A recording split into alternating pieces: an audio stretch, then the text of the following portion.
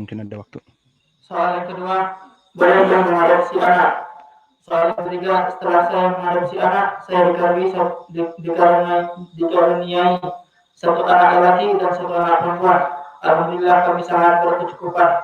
Kami mempunyai home industry fashion di Bandung. Apakah anak angkat saya mendapatkan warisan juga seperti anak-anak saya? Dua soal sekaligus tentang permasalahan mengadopsi anak, dan yang kedua, setelah mengadopsi anak, mendapatkan anak dari istrinya, yang tadinya istrinya mandul, kemudian bisa fertilization, bisa mendatangkan anak, kemudian akhirnya pertanyaan yang ketiga, bagaimana hukum anak angkatnya? Apakah mendapatkan warisan atau tidak, karena mereka keluarga yang mampu.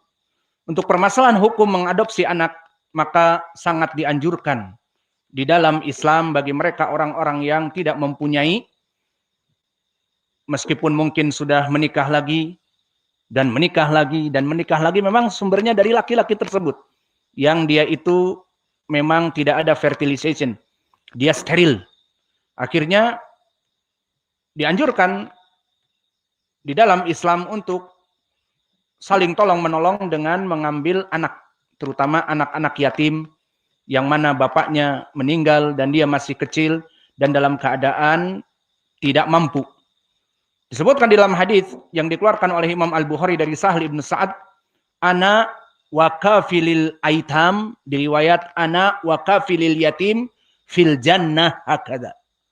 Aku dengan orang-orang yang mengambil yatim, anak-anak yatim, dan memeliharanya, tidak mesti dijadikan anaknya misalnya, tapi dipelihara. Seperti ada juga orang-orang yang kaya raya, tidak mempunyai anak, menjadikan yayasan untuk melindungi anak-anak di jalanan dengan memasukkan ke yayasan mereka. Setelah besar nanti ada yang mengadopsi, silahkan. Itu juga baik. Yang jelas, ana wa kafilul yatim fil jannah hakada. Aku dan orang-orang yang memelihara anak yatim di surga akan seperti dua jari ini. Di riwayat disebutkan jari telunjuk dengan jari tengah. Maknanya apa? Di surga sangat dekat. Maka ini menjadi keutamaan. Maka masuk kepada keumuman hadis ini adalah orang yang menjadikan anak yatim sebagai anak angkatnya. Dan dalam permasalahan adopsi ini perlu diketahui juga hukum-hukumnya. Pertama, si anak tidak boleh dinasabkan kepada bapak angkatnya. Misalnya seseorang tidak mempunyai anak, kemudian dia mengangkat dari anak adopsi. Kemudian nama si bapak angkat adalah misal siapa? Hah? Siapa? Harith. Harith al-Bintani. Maka nama angkatnya adalah Ahmad dan kabilahnya Al-Jufri misalnya. Maka anak ini tidak boleh dipanggil Ahmad ibnul Harith al-Bintani, karena dia adalah Ahmad al-Jufri. Kabilahnya Al-Jufri, dari keturunan Nabi kata mereka. Maka di sini anak ini tidak boleh dipanggil Ahmad ibnul Harith al-Bintani, tapi harus atas nama dan kabilah bapak kandungnya. Misalnya ada bapaknya namanya Muhammad, berarti Ahmad ibnu Muhammad al-Jufri, seperti itu. Maka kalau bapaknya diketahui bernama Soleh, atau bapaknya diketahui bernama Abdullah, maka disebutkan dengan Ahmad ibnu Abdullah atau Ahmad ibnu Soleh al-Jufri. Adapun seperti kebanyakan bapak-bapak di zaman sekarang, yang mana mereka mengadopsi anak, kemudian ditulis anaknya dijadikan sebagai anak dari rahim. Maka di dalam kartu keluarga disebutkan juga setelah membuat paspor, setelah dia dewasa, disebutkan dengan seperti tadi, Ahmad ibnul Harith al-Bintani, maka ini hukumnya haram. Telah terjadi peristiwa dulu, Nabi di saat mengangkat Zaid jadi anak angkat. Maka tentang permasalahan tadi, pertanyaan adopsi, Nabi mengatakan, aku dengan kafilul yatim hakada, di surga dekat. Dan yang kedua, prakteknya dengan fi'il Nabi. Nabi melaksanakan pengangkatan anak. Karena Nabi memang tidak diberkahi anak. Mempunyai anak kecil, Ibrahim, kemudian meninggal. Maka akhirnya Nabi mengangkat Zaid jadi anak angkatnya. Dan disebutkan di dalam fakta yang ada bahwa Nabi dulu menyebut dengan sebutan ya Zaid, ya Zaidah ibna Muhammad. Wahai Zaid, Zaid anak Muhammad. Maka ini perkara yang salah. Maka inilah kelebihan dari Nabi kita. Di saat dia salah, Allah langsung menegurnya. Maka diturunkan ayat wa maja'ala adiya'akum abna'akum dalikum qaulukum bi'afahikum wallahu yaqulul haq wa huwa yahdis sabila. Maka di dalam ayat ini dijadikan dan Allah tidak menjadikan anak-anak angkatmu sebagai anak kandungmu sendiri. Yang demikian itu hanyalah perkataanmu dari mulut-mulutmu saja. Diturunkan ayat ini. Maknanya apa? Allah tidak menjadikan anak-anak angkatmu sebagai anak-anak kandungmu. Maknanya tidak boleh Nabi menyebut Zaid ibnu Muhammad. Adapun ucapan Nabi bagaimana Zaid ibnu Muhammad? Yang demikian itu hanyalah perkataanmu di mulutmu saja. Dan Allah mengatakan yang sebenarnya. Maksudnya Allah tidak ridho dengan itu. Maka ditafsirkan oleh Imam Ibnu Katsir di dalam tafsirnya yang kita artikan sungguhnya ayat ini turun untuk menjelaskan keadaan Zaid yang mana bapaknya Zaid ibnul Harithah radhiyallahu anhu yang mana dia bekas budak Rasulullah sebelum diangkat sebagai nabi. Rasulullah mengangkat sebagai anak sampai dia memanggil ya Zaid ibnu Muhammad, wahai Zaid putra Muhammad. Maka Allah Ta'ala ingin memutuskan pengangkatan anak ini dan penisbatannya kepada selain ayah kandungnya dalam ayat ini. Maka di dalam ayat yang lain juga di surat Al-Ahzab, maka Muhammadun aba ahadim mir rijalikum walakin Rasulullah wa khataman nabiyyin.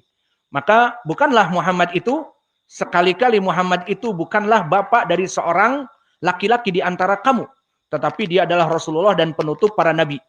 Sehingga dari ayat di atas diharamkan menisbatkan anak angkat kepada orang tuanya. Maka Allah juga menurunkan ud'uhum li'abaihim huwa aqsatu indallah. Maka ud'uhum bi'abaihim. Panggillah mereka anak-anak angkat itu dengan memakai nama bapak-bapak kandung mereka. Jika diketahui bapaknya. Maka jika diketahui bapaknya fulan, sebutkanlah. Dan di sini Zaid diketahui bapaknya Al-Harithah. Ataupun pokoknya nisbahnya Al-Harithah. Zaid ibnul Harith, ibnul Harithah. Maka di sini hukum yang berhubungan dengan adopsi tidak boleh dengan menyebutkan adopsi itu dari nama yang mengadopsinya tetapi harus dari nama bapaknya. Di KTP-nya ataupun di paspornya sesuai dengan nama dari bapaknya.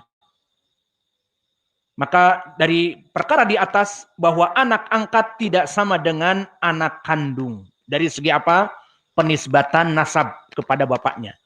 Lalu pertanyaan yang ketiga, lalu bagaimana dengan warisan sama? Tidak ada jatah syar'i dari kedua orang tua angkat untuk anak pungut. Tidak ada. Dari segi syar'i.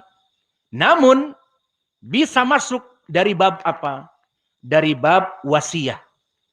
Dan wasiat ini jika ditulis oleh orang tua angkatnya di surat wasiat, dia menulis sebelum meninggalnya dan dia semua orang mengetahui kapan akan meninggal kecuali mati mendadak dan sebagainya, maka dia menulis wasiat dan dipersaksikan oleh istrinya dan mungkin anak-anaknya dan oleh dia sendiri, orang yang hadir dan juga dari anak kandung dan anak yang bukan kandung. Maka jika ditulis wasiat ini dan benar ditandatangani dan ini tulisan yang benar bukan diada-ada dari bapak asuhnya, maka di sini berhak secara syar'i untuk mendapatkan wasiat. Di mana disebutkan di Al-Qur'an kutiba alaikum idza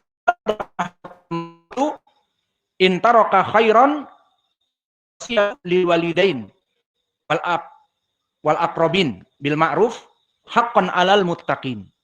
Yang maknanya diwajibkan atas kamu apabila seorang di antara kamu kedatangan tanda-tanda maut, jika ia meninggal dan mempunyai harta yang banyak, untuk berwasiat untuk ibu, bapak, karib, kerabat secara ma'ruf diberikan kepada mereka, dan inilah atas orang-orang yang bertakwa.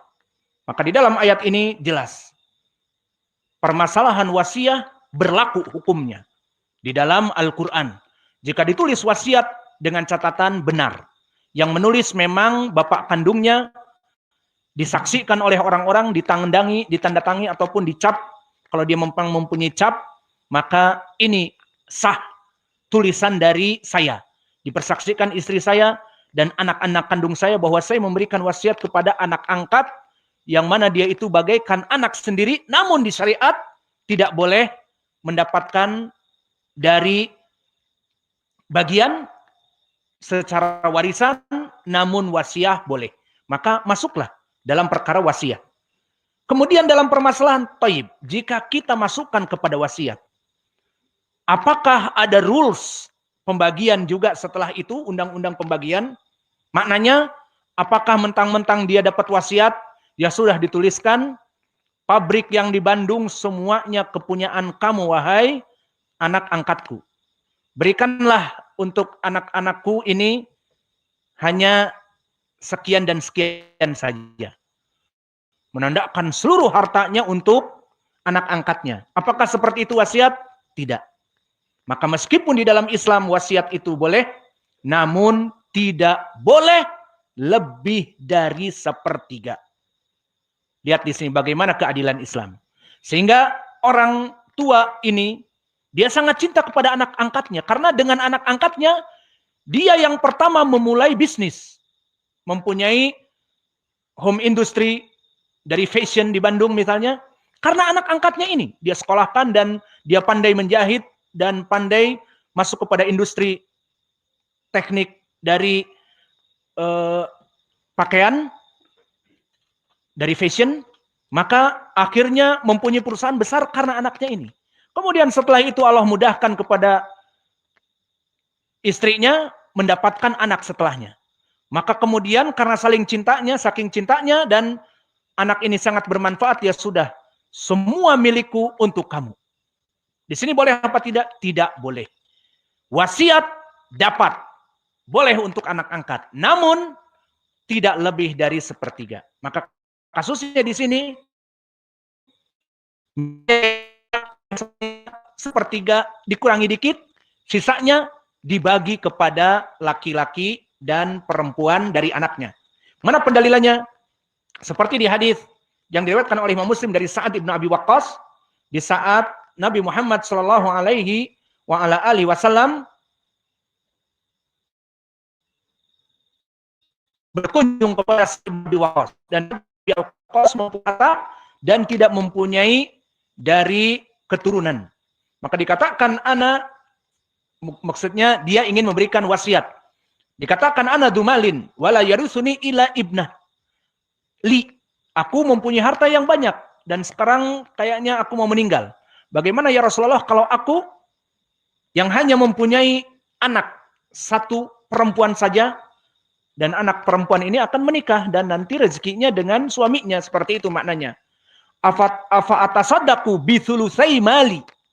Bolehkah aku memberikan kepada anakku ini, yang putri ini, sepertiga hartanya saja. Lalu 2/3 hartaku aku wasiatkan kepada kaum muslimin. Apa jawab Nabi? Qala la, tidak boleh. Fa atasaddaq bisatrah. Kalau nggak boleh berarti setengah-setengah. Setengah untuk anakku, putri, setengah lagi untuk kaum muslimin. Qala la, as-sulus wa sulusu katsir. Maka tidak boleh. Ini kan wasiat berarti hitungnya. Tidak boleh, wasiat hanya bisa sepertiga, dan sepertiga itu sudah banyak. Maka dari sini ulama mengatakan la, as-sulus wa sulusu katsir. Menandakan tidak atau kurang, Jadi kurang dari sepertiga. Mencapai sepertiga, kalau sepertiga dibulatkan menjadi 3,3% dari pendapatan yang ada. Dari harta ditotalkan. Nah, jangan 33% lah, 30%. Ataupun 25% misalnya. Ataupun 29%, seperti itu. As-sulusu wa sulusu katsir. Maka hanya berhak sepertiga, dan sepertiga itu banyak. Maka di sini boleh dia mendapatkan sepertiga atau dikurangi sedikit. Apa yang menjadi hikmah? Disebutkan di hadis, innaka antadara warasatuka agniya'a khairun min an tadarahum alatan yatakaffifuna an-nasa. Maka engkau memberikan kepada anak-anak keturunanmu dari warisanmu itu lebih baik daripada mereka mati kelaparan ataupun meminta-minta kepada orang lain padahal kamu dalam keadaan orang yang kaya. Maka dari sini, barang siapa yang ingin memberikan wasiat, maka hanya mendapatkan wasiat 1/3 saja. Dan disebutkan oleh para ulama, lebih baik jangan 1/3, tetapi lebih mendekati sunnah agar diberikan wasiat lebih kecil dari 1/3. Karena disebutkan tadi, as-sulus wa sulusu katsir. Maka oleh sebab itu, disebutkan di dalam hadis Ibnu Abbas yang menarik, kita untuk pembagian wasiat sedekah kan lebih Nabi telah 1/3 itu banyak dan besar. Maka Ibnu Abbas radhiyallahu anhu mengatakan di dalam hadis yang muttafaqun alaih, "Lau gaddan nas ila ar-rubu' li'anna Rasulullah sallallahu alaihi wasallam as-sulusu wa sulusu katsir au kabir." Ini fatwa dari Ibnu Abbas. Maka sebaiknya wasiat itu jangan 1/3, karena Nabi mengatakan 1/3 itu banyak. Agar apa? Agar orang-orang yang dibagi nanti itu ridho. Karena akan dibagi anaknya, istrinya. Jadi tidak di hati mereka itu, ini bukan anak kandung juga, dapat 1/3 lagi, dan sebagainya. Maka kata Ibnu Abbas, jadikanlah 1/4. Karena Nabi mengatakan, as-sulus wa sulusu katsir. Maka jika pembagian sedekah itu 1/4, maka ini lebih baik. Karena Nabi mengatakan 1/3 itu sudah banyak. Maka dari soal kedua dan ketiga bisa kita simpulkan, pertama, hukum mengambil adopsi halal dan sunnah yang sangat baik.